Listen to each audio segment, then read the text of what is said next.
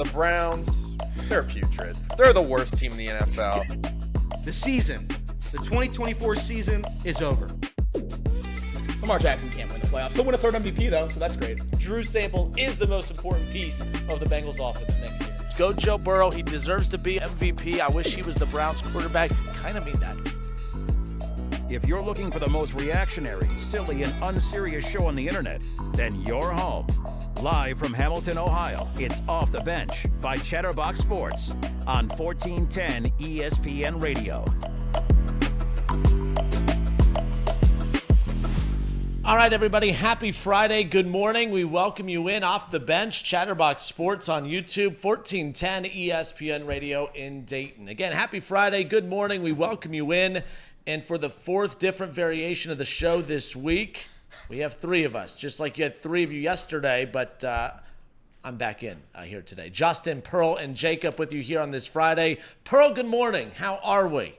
Good morning. I'm doing good. Sun's out. Hopefully it'll stay out for a while. Reds play today. Hopefully. I think I broke a sweat walking to my car this morning. Yeah, it feels It was like muggy. 75 It's at like muggy. 7:30 this morning. It was crazy. It's bad. We had the loudest clap of thunder in the world this morning. I mean, scared the living daylights out of me. I love storms. I love thunderstorms. But I was passed out. It was about 6 o'clock. And, I mean, I rose like the Undertaker. I mean, I'm like laying like this. I just sit right up. I'm like, what in the world was that? But house rattled. But that's how I woke up this morning. But we got a lot to get into here today. Jacob is a big Indiana Pacer fan for how long now? We're going on 2 years. Back-to-back Eastern Conference Finals. That's great. But I have been getting a lot of bandwagon fan allegations, and that's fair. Well, hold on. So you mean to tell me a guy that is a Alabama fan? Hold on, I went there. An Ohio State fan. Okay. Now and a Bengals and Reds fan, let's be real. That does balance the scales a little bit. I asked my mom yesterday because Yeah. we did go to Pacers games a lot when I was little. It's much closer than Cleveland. So I asked her to fight these bandwagon allegations to find some youth pictures of me at Pacers games, and she was able to do that. Evidence. So I've been sending those to my friends when they get mad at me, and I can see if I can pull them in here and fight my fight against the people in the chat calling me a bandwagon fan. But I've been going to games since I was pretty young. I have a Game 5 against the Wizards, second round of the playoffs, and I believe 2013, Marcin Gortat had 20 and 15 in that game. So I've been a Pacers fan for a while. If you let me cheat a little bit. There you go. There you go. You follow the NBA at all? You an NBA fan, Pearl? Not really. I'm a fake Pacers fan. You a fake Pacer fan? Fake She brought a shirt in. Yeah, I have it still in my backpack. They It's go our up two Pacers. I can games. put it on for the sake of show. We can do it. If there was any day to have worn that shirt, it would have probably been today. Probably, to be fair. or any of the other 4 times they've won in historic buzzer beater fashion this I got it. playoffs. I mean, it's Fair. here we go. Oh, please. Wow, there we go. I mean, I talked Casey into joining our Pacers because they befriended Logan Paul. Tyrese Haliburton did. Now Pearl joining the good guys. Look so at this. I'm glad I can bring a championship to Chatterbox. There we go. Yeah. Indiana Pacers basketball in 49 states. It's just basketball. Last night, let's talk about that atmosphere last night at that game, by the way. Great atmosphere for Game 1 of the NBA Finals last night. Take a look at this, if you have that, Jake. We'll pull that up. But my bad. It's coming.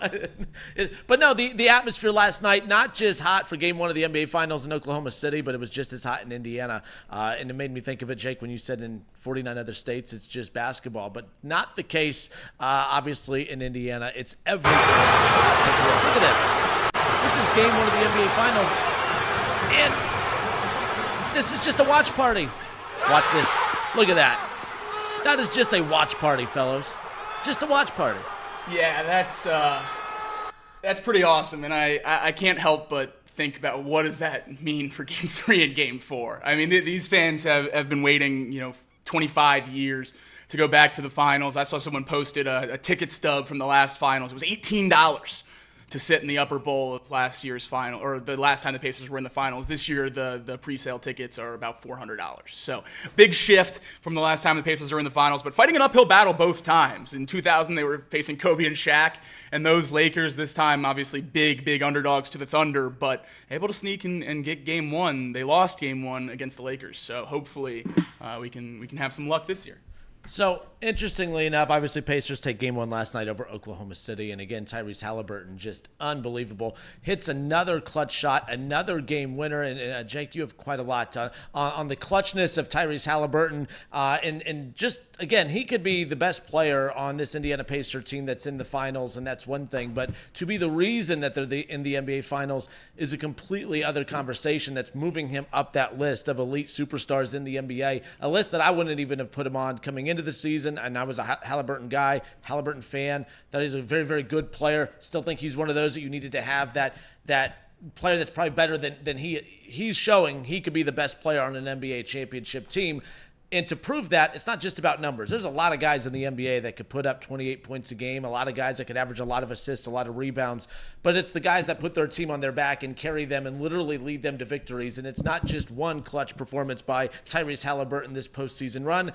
It's been one of the most amazing, improbable, statistical clutch comeback attempts and shots hit by Tyrese Haliburton, not just in the finals, but in every round of the playoffs. Yeah, that's right, and you can see it there by the clutch scoring metric used by StatMuse here. Highest clutch win probability added due to field goal shooting, makes or misses, during a single postseason. Tyrese Haliburton was third going into last night behind LeBron James and LeBron James. And after hitting the buzzer beater yesterday, he jumps to first, significantly above 2013 Miami Heat LeBron, who is widely considered one of the best playoff performers in all time. And 2018 LeBron in third, who certainly gets my vote for that role as the best playoff performer of all time. So Tyrese Haliburton up there, square in the middle. And I think the craziest thing about him that really separates him from the other superstars in the league, and I don't mean that he's number one ahead of a Jokic or a Giannis. I mean, what makes him so different is he could go out there and score 8 points, and you could leave that game after 48 minutes saying Tyrese Haliburton dominated that basketball game.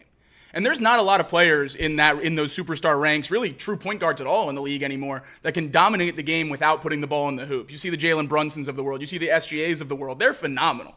But they score 31, 32 a night, and that's how they contribute to the team, and that's great, and that gets you a lot of wins. But Tyrese Haliburton's out there doing stuff we've never seen before in terms of facilitation, and it's unbelievable how he can take over the game. This playoff run has been as improbable as they can possibly be. I'm wearing the shirt right now, 1-1,414. That was the record of teams down 9 with under a minute to go after the Pacers beat the Knicks in Game 1 of the Eastern Conference Finals. They became that one. Well, they did it again last night. Entering last night, teams were 0-182 when trailing by 9 points in the final 3 minutes of the NBA Finals. They are now 1-182. Tyrese Haliburton this season is 6 for 7, 86%, when taking a shot to tie or take the lead in the final 90 seconds of the fourth quarter or overtime in the playoffs. That's the most shots in a single postseason since 1997. Tyrese Haliburton is now tied for second all-time on most game-tying or go-ahead field goals in the final 5 seconds since 1997. Number 1, LeBron James with 8. He tied Reggie Miller with 5. Does anything about that number 5 stick out to you for Tyrese Haliburton? 4 of those are this playoffs. He's hit 4 game-tying or go-ahead field goals in the final 5 seconds of overtime or regulation this playoffs. 1 against the Bucks, 1 against the Cavs, 1 against the Knicks, and then last night against the Thunder. It's unbelievable. And then Oklahoma City, we know they were big favorites, and they were big favorites for a reason. They were one of the best teams this year. I think they were 80-13 going into this finals. Truly an unbelievable record, one of the best teams we've ever seen defensively. They lost last night on their home court to an Eastern Conference team for the first time since March 12th, 2024. When the Indiana Pacers went to Oklahoma City and beat the Thunder. So we'll see what happens on Sunday. But if there's a team that can fight and overcome the odds to come back and win a series that no one expects them to win, it's the 2025 Indiana Pacers. And we'll see what they're made of as the series progresses. But it doesn't get much bigger than last night's win. No, that was big, and you're probably wondering, okay, this is off the bench. You guys talk a lot of Reds. You guys talk a lot of Bengals, Cincinnati, Ohio sports in general. Why in the blue hell are you guys spending so much time opening up about the Indiana Pacers? Well, there is a tie-in, and it's not the Dayton Flyers. Obi Toppin had 17 points last night, was the second leading scorer for the Indiana Pacers. What a comeback for him in that game, by the way. In a career. I mean, that first quarter was one of the worst first quarters of basketball I've ever watched from a single player.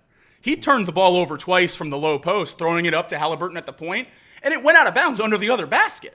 I mean, I've never seen anything like that. And then he turns around and hits 6 threes, which I don't think I've ever seen Obi do that either. So kudos to him for evening that out. He's a special player and means a lot to this team. That was the big knock on Obi Toppin back at, not really a knock, but, in college, he's just a freak athlete. And it was one of those where he wasn't a three-point shooter. And everyone's like, oh, man, he's going to be one of the best NBA players. And they're like, well, in today's NBA, if you can't shoot the three, you're dunking all over everybody in the A10. That's awesome.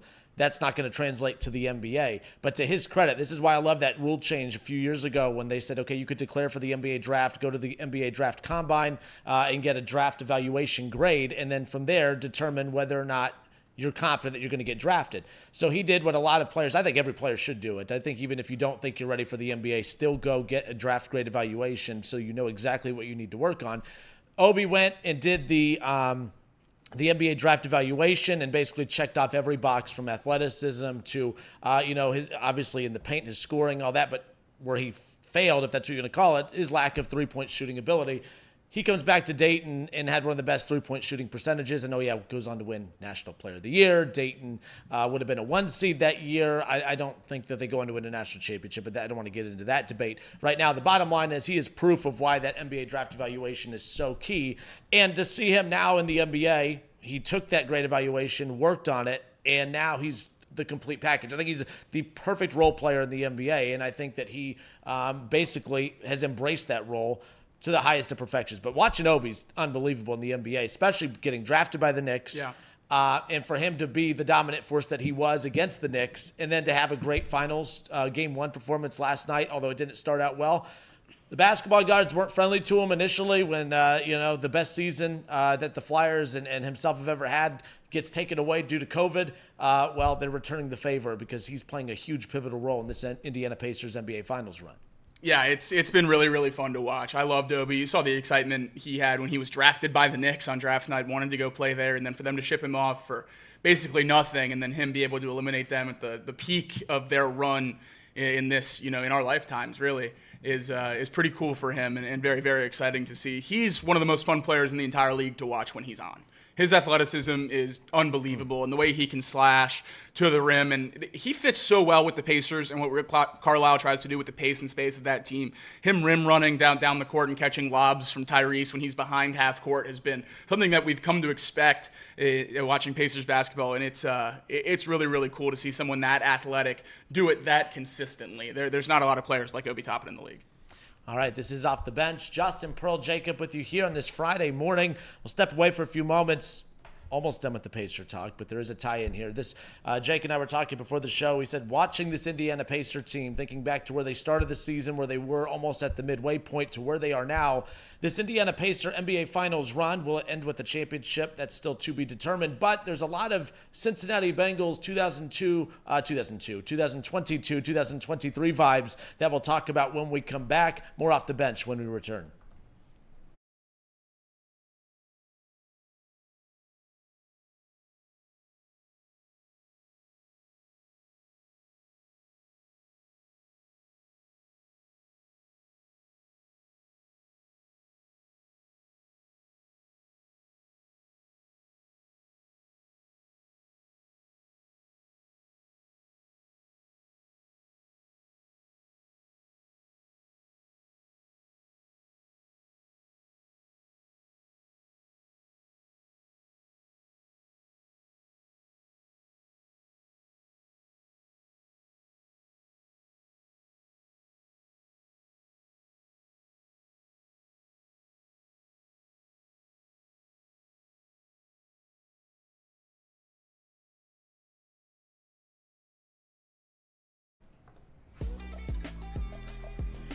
All right, and we are back off the bench. Justin, Pearl, and Jacob with you here on this Friday morning. Hearing all the evaluations, all the analysis, if you will, on the Indiana Pacers, they're just a team that doesn't make sense. Statistically, teams as poor defensively, statistically as they are, teams who rely so much on their offense, that usually doesn't carry over into an NBA Finals run, and it definitely doesn't usually carry over into an NBA championship. And there seems to be a very similar type of tie-in to a lot of the talking points with the Pacers are very similar to a lot of the talking points that we talk about the Cincinnati Bengals. Jake, you said watching this Pacer team, the vibes and the feel of it kind of reminds you of that 2022 Bengals team that statistically defied the odds and made one of the most memorable runs in regular season into the playoffs. Yeah, absolutely. I think it's not that much of a stretch to say these two teams are very, very similar to 2022 Bengals and this version of the Pacers. If you've watched the NBA or really NBA dialogue around the Pacers most of this season, Kendrick Perkins announced that they were going to miss the playoffs 3 weeks into the season. We had guys like Scott Van Pelt on the Christmas break saying Tyrese Haliburton was a flash in the pan last year, and last night he apologized to Tyrese for saying just as much. But this team was below 500 on Christmas Day, which is what I think most of us determine as the starting point of the NBA season, when most of the casual fans really lock in on the teams and on the season that's happening, at that time. So for them to be under 500 and seemingly out of the race with Tyrese Haliburton not playing well, that seemed to have a lot of people check out on the Indiana Pacers, regardless of their Eastern Conference Finals appearance the year before. I think that's very, very similar to the 2022 Bengals, who started that season 3-2. Seemed like after a slow start, a lot of people had counted out the Cincinnati Bengals, who had just been to a conference finals the year before, actually had won that one, went to the Super Bowl. But after starting the season so slow, they ended the season on a 10-game win streak. They entered the playoffs comfortably winning the AFC North. And we all thought no one wants to play the Bengals, even though that record might not quite represent just how scary they were at that point. They went on to rip off a bunch of wins, and we know that team fell short in the conference championship. The Pacers have made it one step further. They're in the finals, and they won game one. We'll see if they can hold the trophy at the end, but it seems very, very similar for a team like this to be able to flip the script and rely on their one star player or their star, certain position players like Jamar Chase in that season, Joe Burrow in that season for the Bengals, obviously Tyrese Haliburton, the catalyst this year for the Pacers. And it just seems like the reliance on one guy to push you over the edge and his ability to do it for months and months and months and keep you in contention and get you all the way to that mountaintop, or in the Bengals case, very, very close. It feels like these two teams have a lot in common. Yeah, and again, I think we've talked a lot this week about earlier in the week when that Pro Football Focus put out the Bengals roster ranking. And, this team, we talked about the fact that they have the 18th best roster in football. This is a team that the offensive line is shaky. Statistically, the run game's not there. Horrible defense. I mean, there's so many things that work against this Cincinnati Bengals team when you talk about the analysis and the stats and just the deficiencies.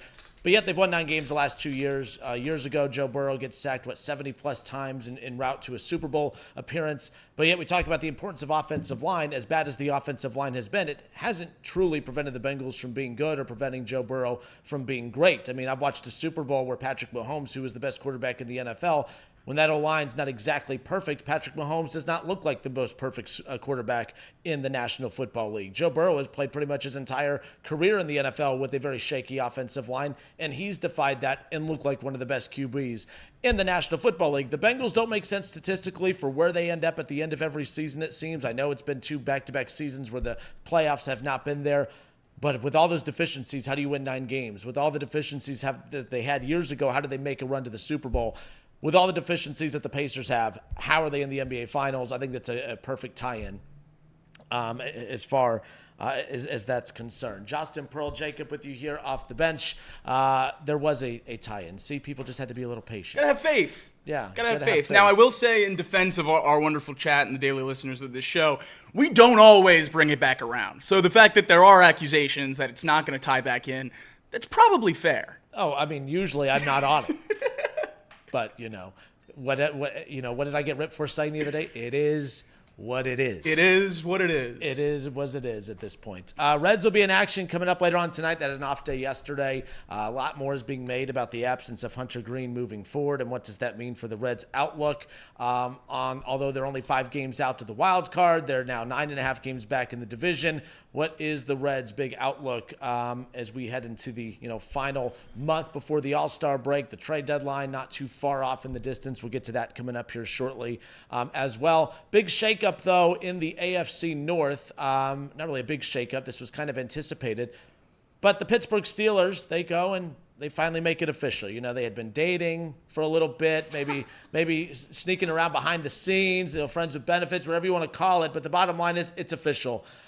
Maybe not a Super Bowl ring, but a partnership ring has officially been put on the finger of Aaron Rodgers. Aaron Rodgers, the quarterback now for the Pittsburgh Steelers. Yeah, I for one am shocked. I could have never seen this coming in a million years after they put the Jets versus Steelers on week 1 and gave the Steelers 3 or 4 primetime games. Yeah, everyone knew Rodgers was playing quarterback for the Steelers, and we've known it for months.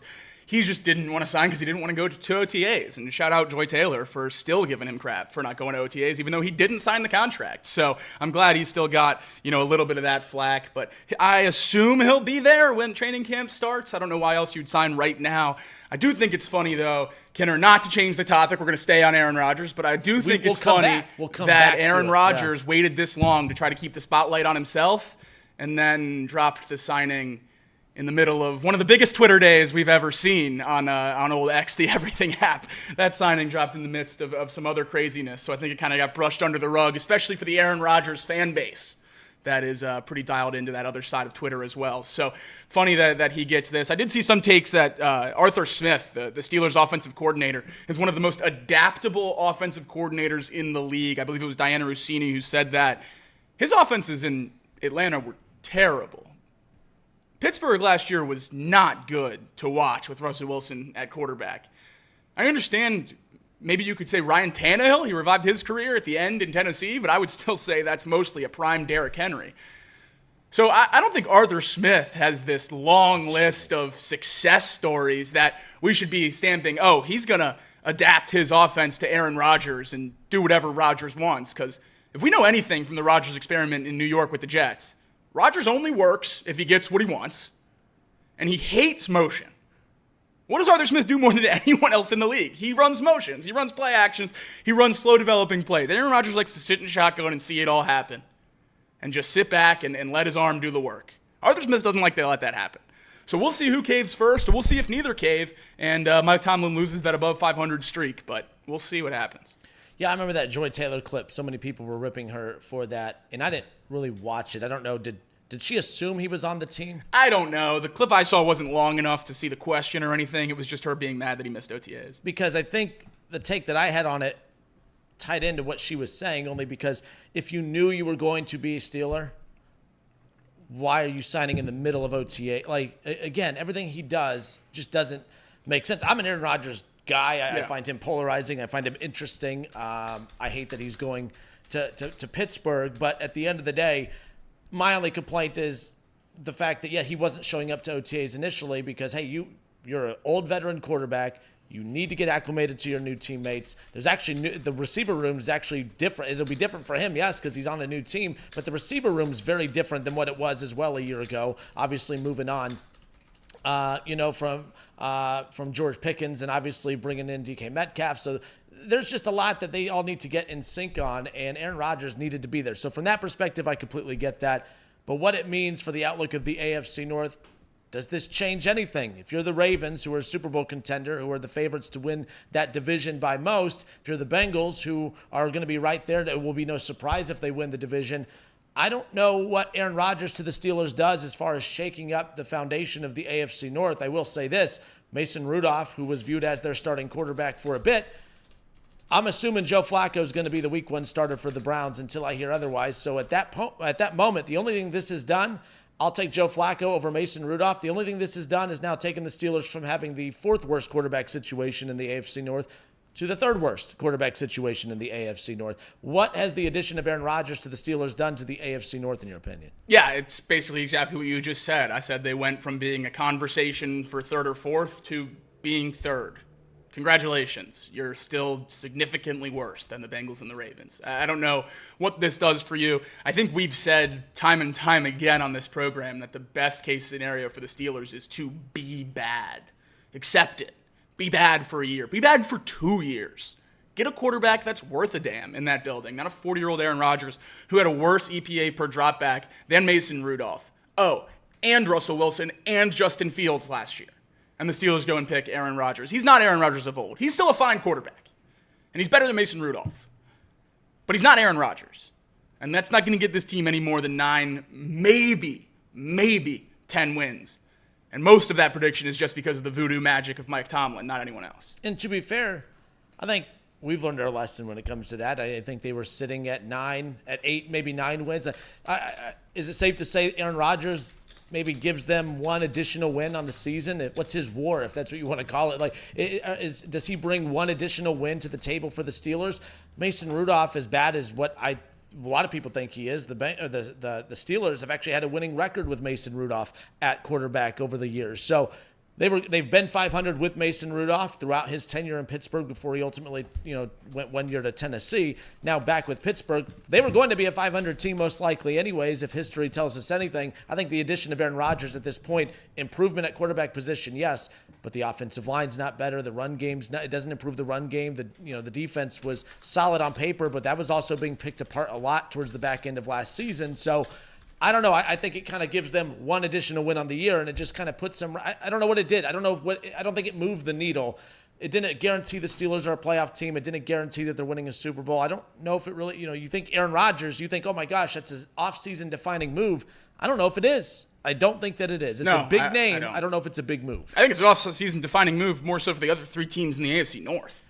The Steelers are going to sit in mediocrity for at least one more year, which is, I think, the best case scenario for everyone. I mean, they do have some pieces on that team that do scare you, specifically on the defensive end. And I know DK Metcalf is probably the most overrated and overpaid receiver in football, but he's still very, very good. And George Pickens obviously isn't there anymore, but we'll see what Roman Wilson can turn into. And I have, a lot of worries about some of the players on that defense. Cam Hayward's still there. TJ Watt's still really, really good. So, yeah, if they can get a quarterback that's really, really good, that's scary. And Aaron Rodgers just certainly isn't that. So I think it's more of a defining move for everyone else that you got another year to wait before you have to worry about the Steelers. How many times has Aaron Rodgers faced the Bengals? Aaron Rodgers' stats and his performances against the Bengals. We'll dive into that when we come back. Plus, the AFC North, how does it stack up against the rest of the divisions in the National Football League? That's coming up next off the bench. Justin, Pearl, Jacob, when we return.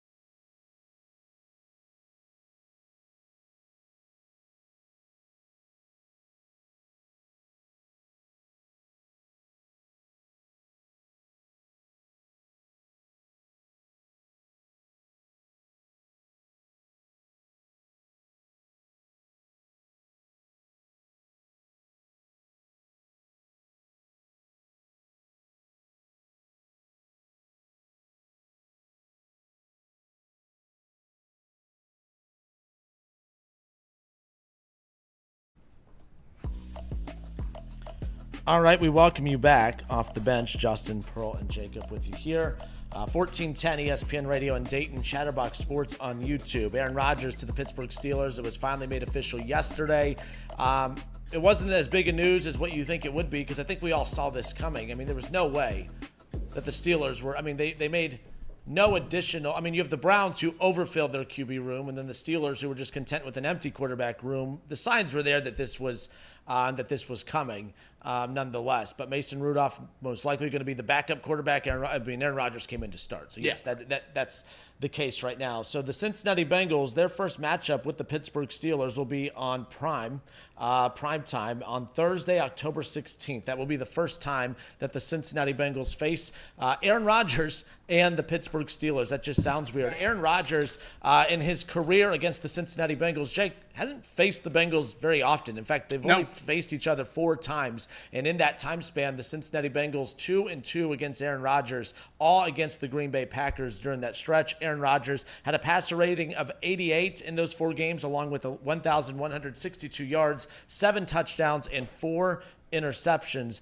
all in 4 games against the Bengals throughout his career. The most recent, we have seen an Aaron Rodgers against Joe Burrow one time, and that came back in 2021, the rookie campaign for Joe Burrow, if you will, or was that year 2? It doesn't matter. The bottom line is Aaron Rodgers completed 27 of 39 pass attempts, completing 69% of his passes for 344 yards and 2 touchdowns. The Packers took care of business easily in that matchup against Joe Burrow and the Bengals. But haven't seen a lot of Aaron Rodgers versus Joe Burrow in the past. Might potentially get 2 A-Rod versus Joe Burrow head-to-heads this upcoming season, including that matchup in October on Thursday Night Football. That's right, and I think that's the biggest thing that I think NFL schedule makers were certainly sitting there with fingers crossed, maybe sending up a few prayers when they announced that Thursday night game between the Steelers and the Bengals, because I don't think you want Mason Rudolph. I know that rivalry drives a lot of clicks and a lot of views, and Joe Burrow on primetime usually delivers no matter who they're playing.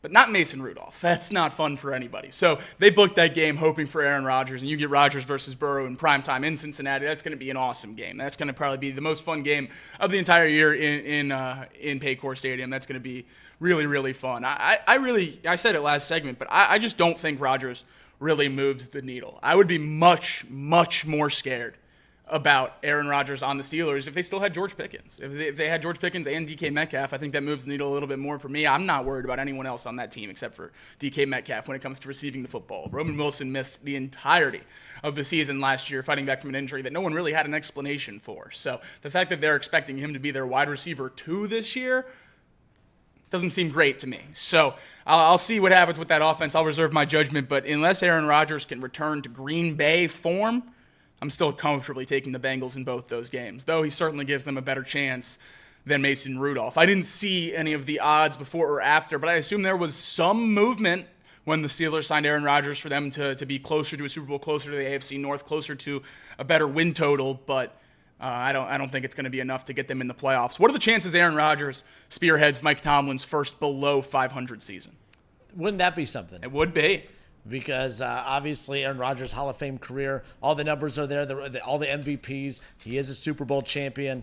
Everywhere, I shouldn't say everywhere he goes, they win. They didn't win with the Jets, but I think the Jets are a dysfunctional organization, so it's kind of tough to be as old as he was, to go there and expect to turn it around. Obviously, that first season there, not being injured the way he was, definitely did not help. And I'd be a hypocrite if I said I wasn't high on the Jets when Aaron Rodgers went there initially. Yeah. But that injury, obviously, was that was so devastating, not just to him, the Jets, but to the league. I mean, that was the NFL Week 1. That was that Thursday Night Football. That was that first matchup, that first Week 1 matchup, and he comes out holding the American flag. It was September 11th. It was the anniversary of that. All great vibes, everything rolling, and then second play or whatever it was, he drops back and pops, goes the Achilles. Nonetheless. Is that the most devastating NFL injury in recent memory in terms of what if? I mean, we never got to see what that Jets team would even come close to looking like, because even though Rodgers put up some pretty good numbers last year, he wasn't Rodgers in terms of mobility and things along those lines, especially early in the season coming off that torn Achilles. So if he was able to stay healthy through that first season, you got to wonder what they could be. Because when they brought Rodgers in, it wasn't just Kinner that was high on the Jets. I mean, they had one offensive and defensive rookie of the year. Yeah. The year prior, they had one of the best young defenses in football, and Aaron Rodgers was coming off 2 of the last 3 MVPs. And they added Alan Lazard, so, I mean, the sky was the limit. Right. Did 50-year-old Randall Cobb make the trip over? I'm not sure. But, yeah, I mean, those teams were supposed to be very, very good. And then, obviously, pops the Achilles super early in that tenure, and we never really get to see them play up to their full potential. Who knows what it could have been? And now we got, Justin Fields in New York, and we'll see what happens with that Jets offense. But I think that's the big question Week 1. Who plays better in the other one's old system, Rodgers or Fields? Because that's the Week 1 matchup between the Jets and the Steelers. And I'm going to take the guess that Fields outplays Rodgers in that Week 1 matchup. Are we being too low on Aaron Rodgers? Maybe. The reason I ask, so I see Shaw is what's Shaw's activity right now in the chat saying what? He's basically arguing that Rodgers is still pretty close to like top 5 or top 8 quarterback in the league. He was 36th last year in EPA per dropback. So when you bring those into it, obviously that's where you start kind of separating a bit. But just the blank stare at the numbers, just the on the outer layer here. I mean, look, the last 4 games. He threw for over 1,000 yards in the last 4 games of the season. He threw for 8 touchdowns in that span as well, and 3 interceptions. completing more than close to 68% of his passes. But as a whole last year, he threw for almost 3,900 yards, 28 touchdowns, 11 picks.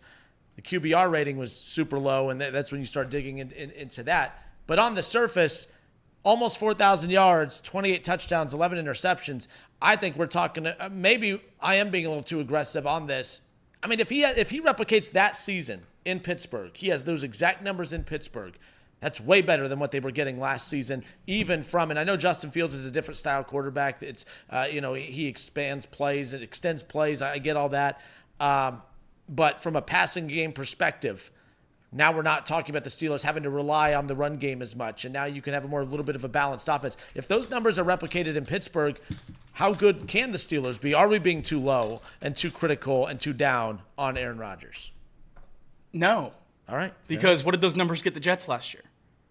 But are the Jets but the Steelers are more complete than the Jets. Where? The trenches. If they let Aaron Rodgers throw that much, the Steelers are going to be worse than last year.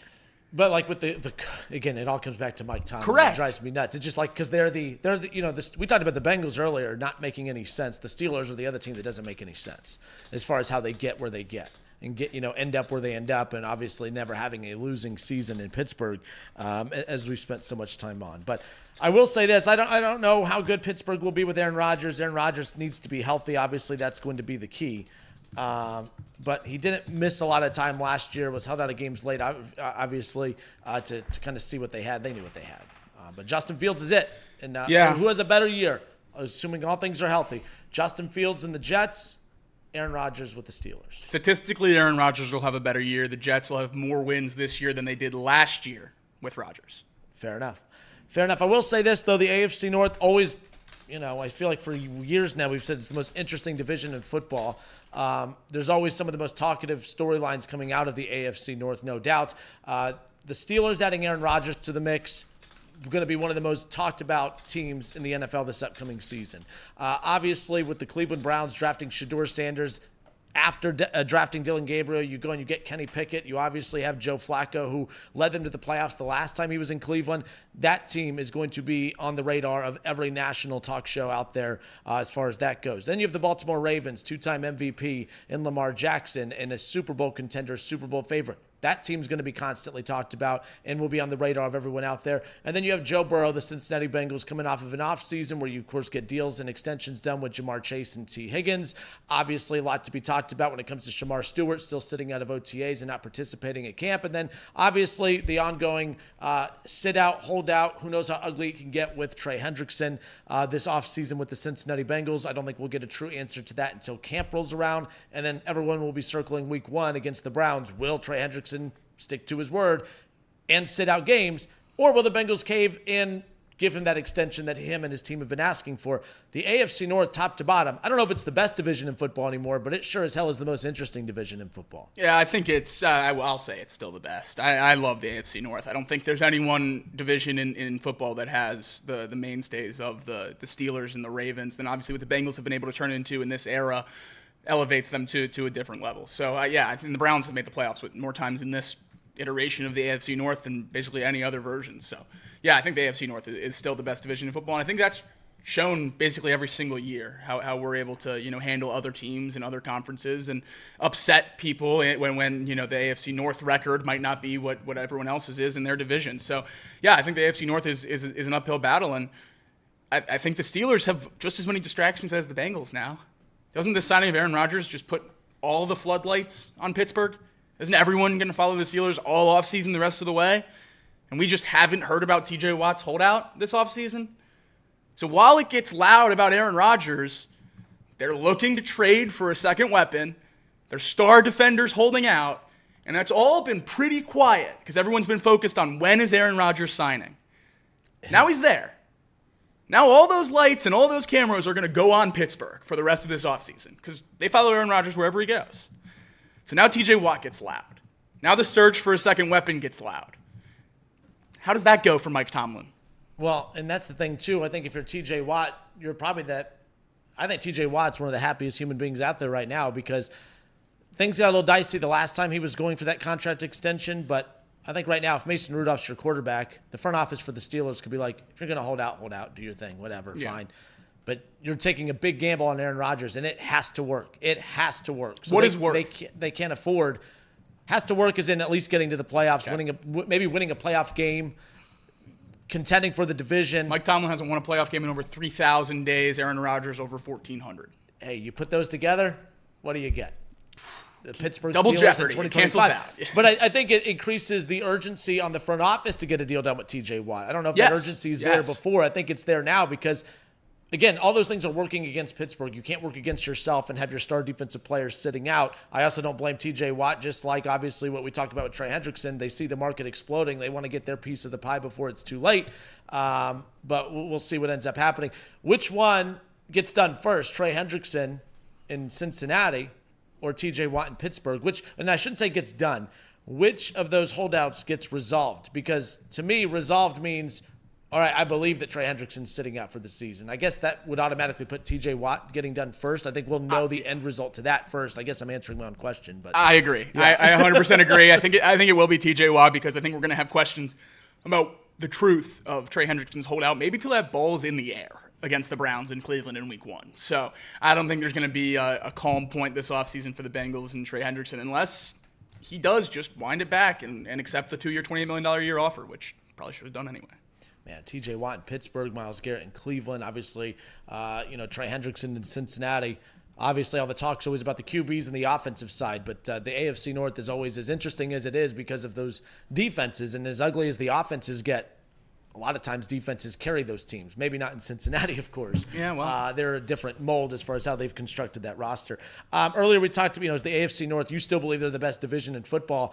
I'm still leaning at this point, and I think because the Browns are as bad as they were last year, if the Browns would have won 8 games last year, I'd still be with you because that means that defense carried them to wins as bad as the offense was, kind of like it did the year before with 5 different quarterbacks. They're going to win 11 games, get to the playoffs, all of that.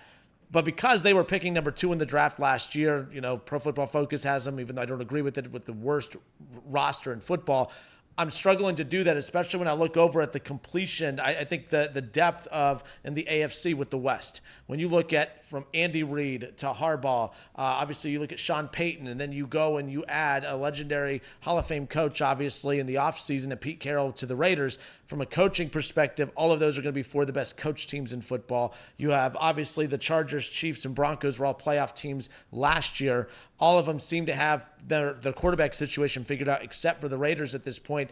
I feel like as a whole, the West is more complete than the North, but I think the Browns are what's hanging the North up. If the Browns are as bad as they were last year, I can't say the North is the best even division in the AFC. But if the Browns, that defense goes back to carrying them, one of those 5 freaking quarterbacks does the trick, and they're competitive again, then it's back to the North. But for right now, is where I sit here in early June, I'd say the AFC West is the best division in football. And to be honest, I haven't even really dove over to the NFC.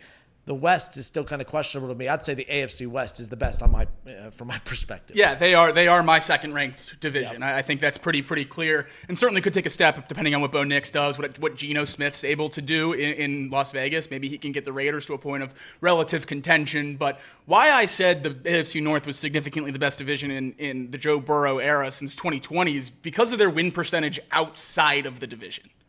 The AFC West outside of the AFC West is 119 and 97, 55.1% winning percentage. The AFC North, 128 and 85, good for 61% outside of the division winning percentage. And that's including a Browns team that hasn't been very good over the last, few years, but there are a couple playoff appearances in there. There's a significant gap to the worst 2 divisions in football. And I think we both would have guessed them pretty easily. The Souths are in a world of their own as the worst divisions in football. The NFC South's winning percentage outside of the NFC South is 41%, and the AFC South is 78 and 139 outside of the AFC South. 36% winning percentage, nearly 30% below the Bengals in the AFC North. So the AFC North just takes care of business outside of the division so easily. And I think everyone else has such a tough time coming to these stadiums. I mean, what Paycor's turned into with the primetime games and the Stripe the Jungle and the whiteout in this era when we've been competitive is one of the best atmospheres in the NFL. M&T Bank has been that way in Baltimore for many, many years. Obviously, we know what Heinz is. Yeah, I know it's Acrisure now. I'm not calling it that. We know what Heinz is in Pittsburgh, and then is it still First Energy in Cleveland? Well, but it's a pretty good changed stadium today. I too. have no You went idea. up there, and in the cold, it looked like a hell of a crowd. So I mean, it's a good division for these away games for other teams to come play in, and these teams have been able to take control of those, and I think that's what really sets them apart. Is there a division we're not giving enough respect to? I know a lot of people looking at the NFC North. Sneaky the North. That's potential. That potentially could be the best. But again, there's a lot of question marks about what big step, how much of a Let's see of what a Jaden can jump. do. Yeah. How much? Yeah. I mean, that J.J. McCarthy thing, too, is interesting. By the way, if Sam Darnold comes back another year, they view differently. Yes, and I think people are just kind of throwing JJ in the he's going to be fine camp, and it seems like a lot of the question marks people had last offseason about JJ McCarthy and his ability to play quarterback at an NFL level have gone away without ever seeing him play. So that certainly scares me. I think he has some of the most pressure of anyone in the entire NFL this year because the Vikings roster is ready to win, and they proved last year they could plug Sam Darnold in there and be a very, very legitimate contender. So we'll see what happens with J.J. McCarthy, but he absolutely has to be a good quarterback, or it's going to turn quick because he doesn't have a leash of a rebuild or anything along those lines. Yeah, I mean, especially the amount of money that they paid. Obviously, their star wide receiver, the guy we talk a lot about when it comes to Joe Burrow with Jamar Chase and Justin Jefferson, and that the weapons are there, the defense is there, the coach is there, is the quarterback there? That's going to be the big question for the Vikings over in the NFC. Last thing on this, found it interesting that Terry Bradshaw, legendary quarterback for the Pittsburgh Steelers, was absolutely adamantly against the Pittsburgh Steelers signing Aaron Rodgers. Well, they end up pulling the trigger on it, but that's the thing. Aaron Rodgers, with his ego, he's always worn number 12. Well, that number is retired. He wore 8 in. I guess he did wear number 8 with the Jets. Oh, so he's already. Then that won't be. Because that was retired for Namath.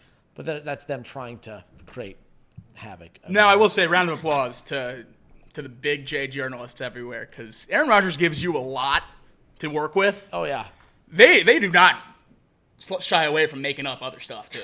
So good on them. He gives you the fodder, but they just run with it and make up stories all the time. And I've never seen anything like Aaron Rodgers. I love Aaron Rodgers.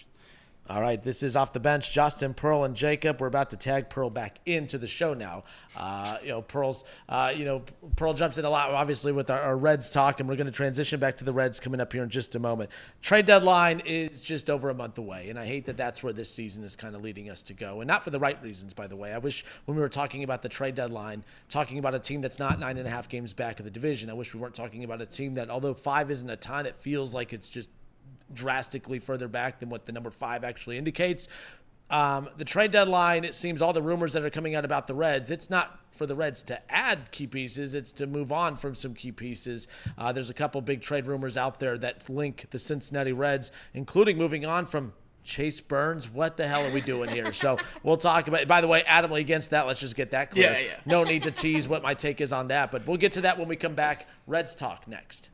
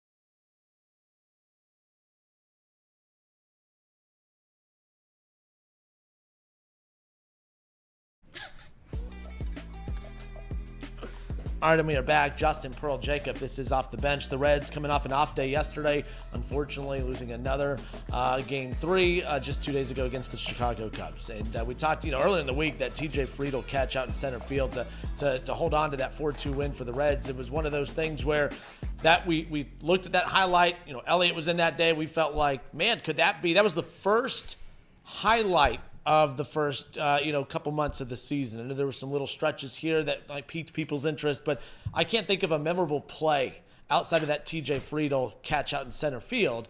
And it is June. And it's June. So to have that, it could not have come at a better time, or at least what we thought, because, man, could that be that momentum feeder? Could that be that kickstart to, okay, now you saved a game against the Cubs, who the Reds have put a ton of runs up against. They just haven't been able to hold on and sustain leads and ultimately lose games that way. They were able to finally hold off the Cubs and get that win in Game 2. Could they get that monkey off their back and get that big win in Game 3 to win the series? And that's huge in the month of June when you have the Diamondbacks and when you have so many, the Brewers and so many tough teams that you're going up against or whatever. But the bottom line is the Brewers. I said Cubs, but Brewers, it don't matter. You got it. You got back around. Yeah. So we're all figuring it out. My bad. But the brutal schedule of June with the Cubs and the Brewers and the Diamondbacks. You got the Yankees later on. You got the Tigers. This is not the month for you to be losing games that should be yours and losing out on opportunities. And the Reds have been costing themselves all season to this point. And now, 9.5 games back of the NL Central, 5 games back of the wild card, although still mathematically in the wild card, of course. The trade deadline's not too far off in the distance. Yes, it's early June. Yes, we still got to get to the All-Star break. But as you know, once the All-Star break gets here, it's a sprint to that trade deadline. And a lot of the work for the trade deadline is technically starting now. Teams are picking up the phone now. Teams are starting the trade conversations now, and if you think, and if any of us think that the Reds are on the phone trying to add big stars to this team to make a run down the stretch, I don't know if I believe that. However, there are some interesting trade rumors out there that do link the Cincinnati Reds to some star players to add to this roster, but a lot more of them involve the Reds moving on from guys currently on the roster and in the minors, including Chase Burns. That's not the one we'll start with, but there is a big name that could potentially be added according to these rumors, Pearl. What's the one that caught your attention? It involves reuniting a former star player with Terry Francona. Yeah, I found some MLB insider Jim Bowden says D-backs, who we do play tonight, so this could be interesting to pay attention to. Maybe they just leave him behind? Yeah. The D-backs, if they sell before July trade deadline, Josh Naylor could be on the move, and he states that the Mariners and Cincinnati could both be top fits. And as you, Jacob, pointed out earlier when I brought it up, Reds did express some interest in the offseason about Naylor, so that could be interesting. Naylor's hitting .287 this season, so definitely a bat that we could need. Yeah. What do you guys think about the possible?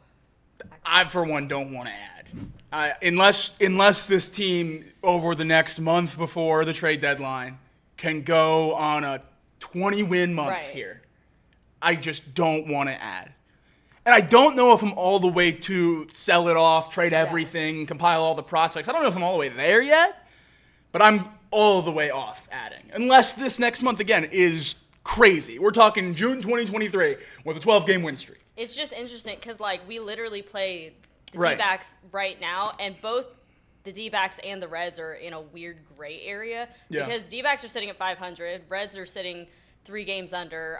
Probably both teams are just treading water, trying to figure out buy, sell, sit. What do we do? Yeah, no, and I think that's the biggest question. I mean, Kirby on Chatterbox Reds pointed that out, I think, a couple weeks ago, honestly, at this point. He said they got to go one way or the other so they make this decision easy for them. Otherwise, we're just going to be sitting on our hands at the trade deadline like we have the last few seasons. And that's about as frustrating as an outcome as you could possibly have for a young core where you know you need shakeup. I know we're not going to go get superstars, but you need something to change to give this team a chance, give this team a little bit of a boost. And maybe that is adding something small here and there at this trade deadline while also selling some pieces for about a net zero. That's something that I would certainly be open to, but I would just be terrified to be sitting here at 30 and 33 or whatever the equivalent is at the end at this trade deadline and say we're going to go add Josh Naylor. and think that that's going to put this team in the playoffs, and maybe it does, and maybe I'd have a great end of the summer. But Bader and Hunter Renfroe type of move. It's frustrating to see that, because you wonder if they're interested in Josh Naylor right now. Could signing Josh Naylor this offseason have put the Reds in a better spot at this point? Yeah, probably. So that would be even more added frustration on top of making a move like that. It seems like they punted on 2 months to get a guy that they would have got anyway. Yeah. So I don't know what the answer is. I know it's a tough pill to swallow whenever your favorite professional team sells at a trade deadline and punts on the second half of a season. But I just have a really, really hard time wrapping my head around buying being the right move for the Reds this year. Yeah. Keep in mind, too, like, buying at the deadline doesn't necessarily, like, there are sometimes teams will make a move at the deadline that maybe necessarily isn't for the back half of the season. Right, it could be a part of the bigger picture. I'll never forget the 2019 season. The Reds weren't going to make noise in the back half of that season and make a playoff run, but that's the year that they ultimately pulled the trigger to go get a Trevor Bauer. They had already... What if we hit the Trevor Bauer button again? Yeah, we'll get to that, I know. But no, you already had Luis Castillo in your rotation. The Reds had made a trade in the previous offseason to go get a Sonny Gray. And then the Reds were out of it in playoff contention at the trade deadline in 2019. It was one of those where, trade for Trevor Bauer. Now you have a three-headed monster in your rotation. Who knows? Maybe we'll get hot down the stretch. But the Trevor Bauer move was never made for the back half of 2019. It was always made to propel them for the 2020 season, which, as we saw, the Reds did not know that COVID was about to just destroy everything. If you remember how the Reds operated that offseason, you had Luis Castillo already. You traded for Sonny Gray from the Yankees. You moved at the deadline. You went and got a Trevor Bauer. That's that offseason. And then, so Trevor Bauer's at the deadline. That's the offseason that they went out and got a Nick Castellanos. That's that offseason they went and got a Moustakas. I know that was a bad move. That was a bad result. I don't think it was a bad move. There was a lot of teams lining up to take he was one of the better free agents that year, and the Reds got him. Led the league in doubles in Milwaukee the year before. Like the Reds they were very aggressive during that stretch, and it started with the addition of Sonny Gray, Trevor Bauer. But as I said, the Trevor Bauer move was never made about the back half of 19. It was always made for that next season. The Reds could be looking at opportunities to land star players at this deadline that, if they're lucky, it maybe make a push in the back half of 2025, but it could always be about making a big move for 2026. I hate to say that the Reds could start their offseason with an offseason move at the deadline, but we saw it happen in the past with Trevor Bauer in the trade with the Indians at the time. Maybe they do something similar with Naylor, as you just mentioned, here at this deadline. But I think we all fall in that prism of, adding. They're trying to go. Why are they trying to go for it? They're not going to win this year. Sometimes it's not about always the back 100%. Half of the season. Right. Big picture could be what the Reds are planning if they do decide to go that route. Yeah, I would just be worried if it is a big picture move there. What does that mean for how the franchise feels about CES and Jeimer Candelario and even Spencer Steer at first base, who has been a phenomenal defender at first base since he moved over there pretty much exclusively, not playing the outfield anymore this year with Gavin Lux taking that role almost every day. CES comes back. Where does he play other than first base? We saw him at third only when we absolutely had to last year, and it wasn't great. They made that switch in the minors for a reason, because he was going to play first. Is he going to DH all the time? Spoiler alert, we carry 3 catchers. That DH spot's probably spoken for most of the time. Jeimer Candelario, he's your second highest paid player on the team, highest paid position player. He comes back. You going to play him over Noelvi Marte at third because of that paycheck? I hope not, based on the production Noelvi Marte was putting out before he got hurt. So you play him at first. Well, you're going to play him at first over Steer, who's been a great glove and a better hitter? You're going to play him at first over CES, who's your young guy who's supposed to be at that position? Or are you going to play him at first over Josh Naylor, who you just traded the top 10 prospect for? It doesn't seem like it makes sense to me, big picture, to trade for that. It feels like it would be an in move for this year, which is why it's setting off all the alarms in my mind. But also it makes me question, because I forgot that you said they had interest in the offseason. Yeah. If they had interest in the offseason, that still wouldn't have made sense either with 100%. the amount of infielders we have. It's just I do think crazy a big bat first baseman is probably one of the best things we could get, though it would be punting on CES. Right. You're just admitting that he's not going to be that, and you go try to sign that in Josh Naylor. There's too many pieces, not enough spots. Right. So in thinking about this too, the frustration of all the guys being out and injured, I would rather these like CES, Spencer Steer, whatever. I'd rather all these guys just absolutely stink than be out and hurt. Because guys like CES being out and hurt, now we're sitting here wondering, man, we really need CES back. And the question I always ask is why? Because what is he bringing back? You're hoping he comes back to be something. But what are we getting back? You're comfortable with the name. What about the production? Because the production's just not there. And I think that the front office would rather CES be healthy and just show that he stinks to make it easy. All right, we're moving on from CES. But I think every time these guys get hurt and miss a lot of time, like Matt McClain, when he was hurt all last year, we thought we had a superstar second baseman, and no one's truly given up on him yet. But I mean, I was pumping the brakes on going into the deep end as far as the hype of Matt McClain was concerned because of what we're seeing right now. I think that Matt McClain actually, if he ends up just being god awful the rest, that's actually doing more good for the Reds than being out all of last year due to injury, because every time a guy's out for a long period of time and they haven't proven that they can go the long run, you don't know what you have. CES needs to come back, and he either needs to be really, really bad or really, really good, and no one in between. These guys have to stay healthy. Health is the number one priority for a lot of these young guys moving forward, because we have to know what they are. Hell, even Noelvi Marte, that was exciting. That was fun. Is that who he is, though? I sure as hell hope so. Right. But when he comes back, he has to come back, and he has to be either pick up where he left off, or he has to be as bad as what he was the last couple of years. He can't be in between, and he can't get hurt and miss time again, because the injuries, to me, that's what's keeping this team from really knowing what to do. Right. I don't feel bad for him, but I understand they don't know what they have.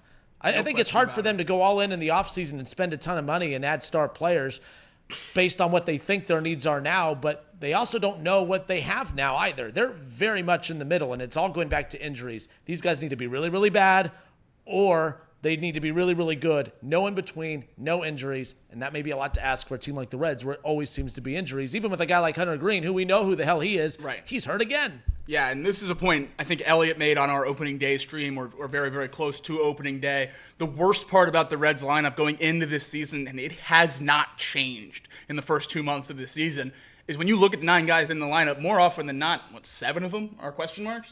You have no idea what they're going to do on a day-in, day-out basis, and if you had to take a guess, you're going to guess that they're going to go 0 for 3 or 0 for 4. Like, it's so bad to a point that you only have one sure thing in your lineup at this point, and it's whichever catcher you're playing. Yeah. It's Tyler Stevenson or it's Jose Trevino. For a minute there, it was Austin Wynns. Now he just rides pine for a living. Like, Elly De La Cruz needs to be more consistent at a higher level. The first month and a half where it was, difficult, and Kenner was on here saying that he deserves more blame, he was probably right. Reds fans just don't like to blame Elly De La Cruz, and they were proven to be right by him getting out of that slump. Now we're in the Matt McClain part of the calendar where he's going to slump, and we're going to hope that he can bounce back to a certain form. The very, very few guys we thought we had locked in a lineup full of variables ended up being just as big of variables.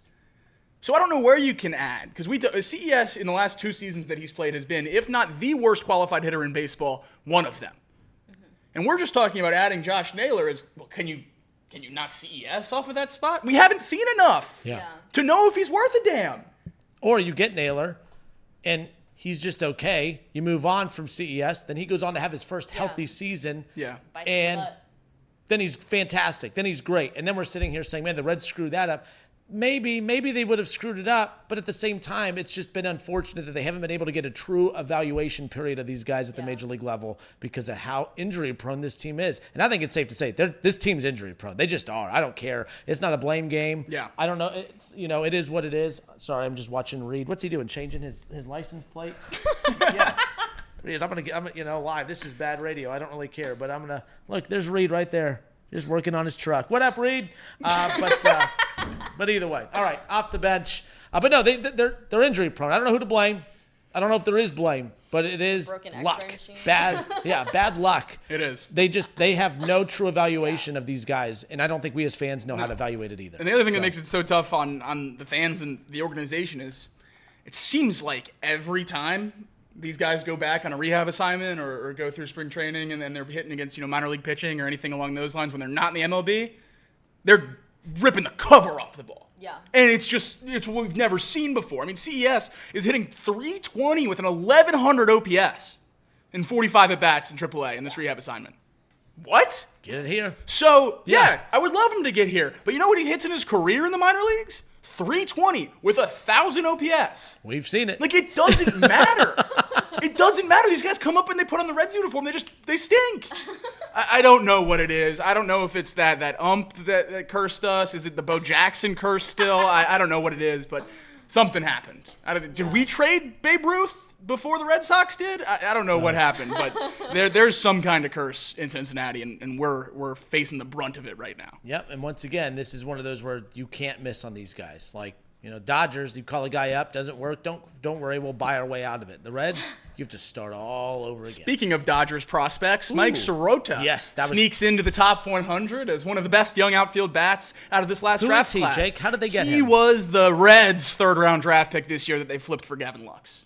He's hitting about 380 with a 1,200 OPS. So now, and although Gavin Lux has been a great addition, who's helped you in the now, you traded for a guy to help you now, giving up a piece for the future. But again, now I'm not going to act like this is my take. I am stealing it off X the Everything app. But don't steal. Guys like Chad Dotson don't like when you I steal. don't know who it was. It wasn't Chad Dotson, or I would give him credit. But they said if Mike Sirota keeps playing like this, maybe the Reds get him back in the Elly deal. Oh, Jesus. Yeah. Oh my God. See, half full, half empty. That's right. What are we working with here? That's right. Yeah. All right, good stuff. Off the bench, Justin, Pearl, and Jacob with you here on a Friday. We'll step away for a few moments. Look, the bottom line is there's another trade rumor that's out there, and it involves moving on from the likes of a guy named Chase Burns, the Reds' not number 2, according to this article, but the Reds' number 1 pitching prospect. I don't know. We do this every year. What's the list of guys that are untouchable on whether it's the Reds roster or in the system? I think universally across the board, I would like to think that everyone would just name Chase Burns as untouchable. We'll discuss when we come back. More Off the Bench when we return.